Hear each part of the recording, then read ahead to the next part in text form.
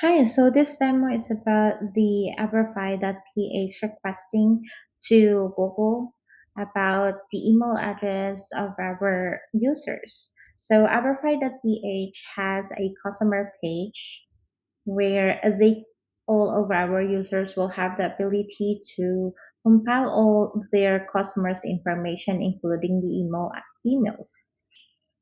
I have two test email here. So one has opted out and one did not.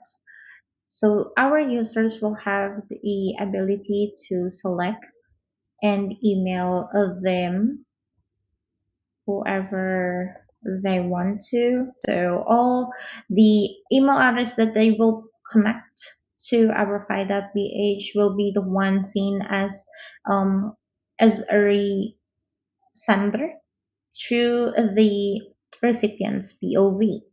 So for an example, I will send, so as you can see, I do not have the ability to check or activate the ones who opted out. But the one who did not, I will have the ability to send them an email. So so I can use this tree as a startup or I can customize my own. But for now, I'll just use this one.